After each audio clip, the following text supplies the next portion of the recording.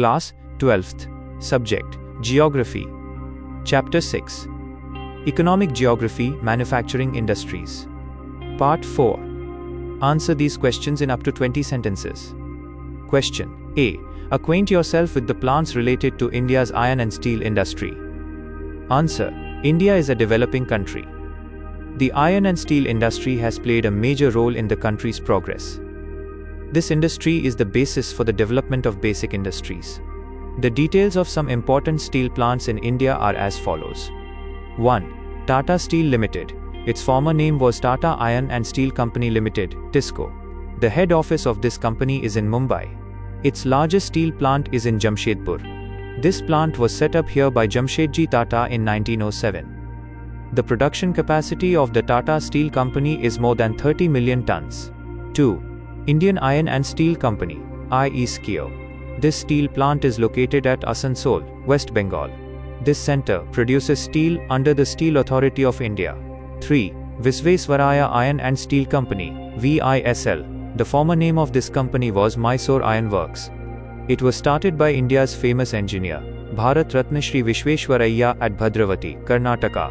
Now the company is named after him. 4. Bhilai Steel Plant, BSP. Located in India's Chhattisgarh state, this is the largest center for steel production. Wide plates of steel are manufactured here. It was started in 1955. 5. Durgapur Steel Plant. This steel plant is located in the city of Durgapur in West Bengal. It is a large steel plant set up with the efforts of the Steel Authority of India. It was established in 1959. 6. Bokaro Steel Plant. This plant is located in the city of Bokaro in Jharkhand state. This production center was established in 1965 with the help of the Soviet Union. Later it came under the Steel Authority of India. 7. Rourkela Steel Plant. This plant is also a public sector plant producing under the Steel Authority of India. It is located in Odisha state. It was established in 1960 with the help of West Germany. Initially, its steel production capacity was 1 million tons. Summary. All these steel plants play an important role in India's economic development. India is expected to move from third to second place in the production of pig iron and steel in the next 10 years. There is also a target to reach a production capacity of 300 million tons by the year 2025. Question B. Compare the western and eastern regions in the distribution of the Indian cotton textile industry. Answer. The history of cotton textile production in India is very old. At present, about 20% of the workers in the country work in the cotton textile industry. Initially, this industry was concentrated around Mumbai, but now it has spread across the country. The comparison of the western and eastern regions in the distribution of the Indian cotton textile industry is as follows. A.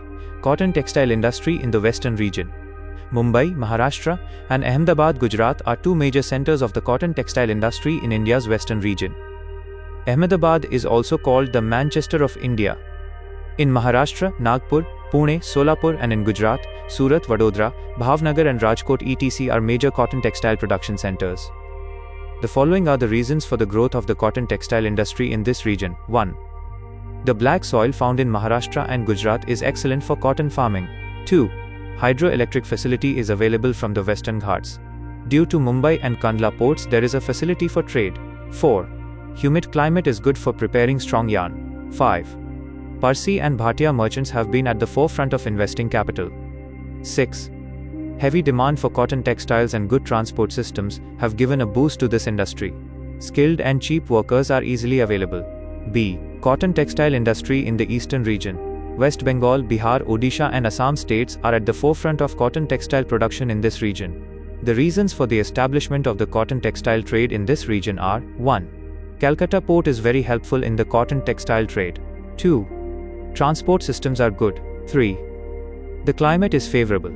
The humidity in the climate proves beneficial for cotton textiles. 4. The demand for cotton textiles is very high. 5. There is ease in transporting raw materials and finished cloth for the cotton textile industry. 6. Artisans are available at cheap prices. Summary. Climate suitability in both the above regions is very helpful in cotton textile production.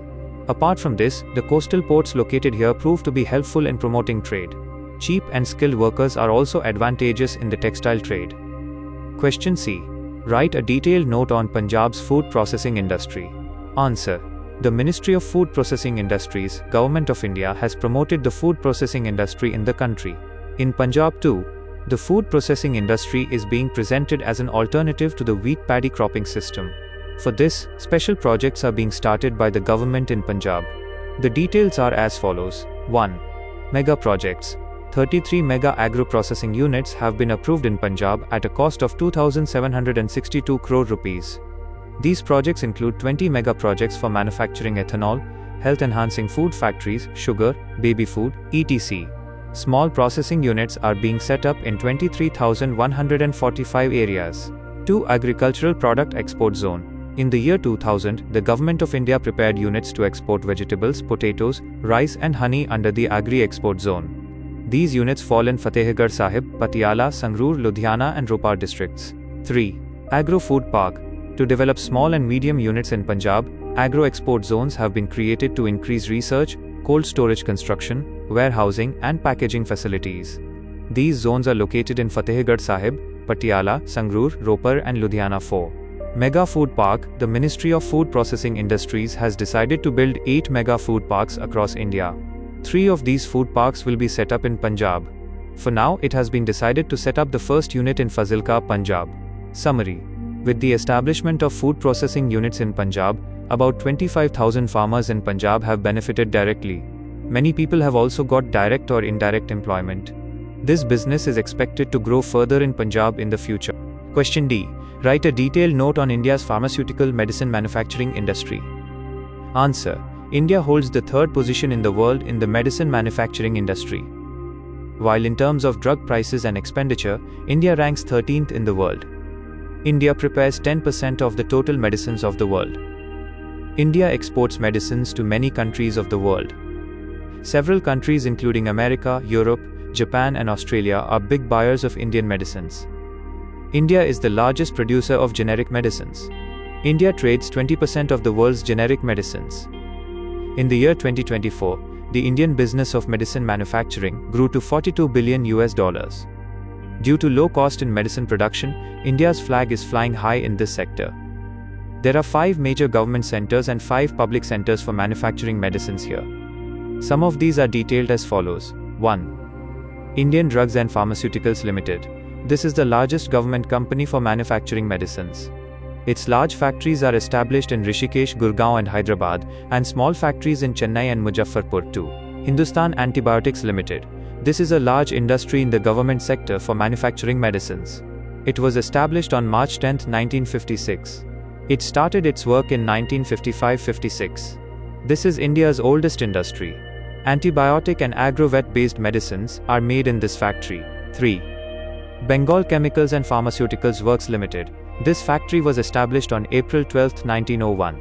It set up its first factory in Maniktala, Calcutta in 1905. Medicines are manufactured on a large scale here too. Summary.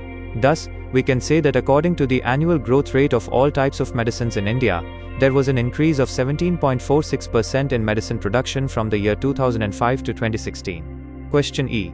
Classify Indian industries on any 3 bases and acquaint yourself with their characteristics. Answer. The classification and characteristics of Indian industries are as follows. 1. Classification based on the number of workers. Based on the number of workers, industries can be divided into 3 parts. A. Large-scale industries. These are industries in which the number of workers is very large. For example, cotton, textile and jute industry. B. Medium-level industries. These are industries in which the number of workers is neither too large nor too small, such as bicycle industry, electrical industry and television industry. C. Small-scale industries. These are industries that are run at a personal level with very few workers. 2. Classification based on raw and finished materials. On these bases, industries are divided into 2 parts. A. Heavy industries. These are industries in which very heavy raw materials are used. For example, iron and steel industry. B. Light industries. Industries in which light raw materials are used are called light industries, such as the fan and sewing machine industry. 3. Classification based on ownership. Based on ownership, industries can be divided into 4 parts. A. Private industries. These are industries that are run by private hands or companies. For example, Reliance, Bajaj, Adani, Tata Iron and Steel Company Limited, etc. Public sector industries. Industries that are in government hands are called public sector industries. such as Bharat Heavy Electricals, Bhilai Steel Plant, Durgapur Steel Plant etc. Joint sector industries. Industries that are in the government and private, i.e., joint sector, are called joint sector industries. For example, Gujarat Alkalis, Oil India, and Green Gas Limited etc. Cooperative sector industries. Industries that are run by the cooperative sector or together by people are called cooperative sector industries, such as Amul Mother Dairy etc. Summary. Apart from this, while dividing industries based on raw materials, industries can be divided into agro-based industries, mineral-based industries, animal-based industries, and forest-based industries. Rural industries and household industries also come under this classification.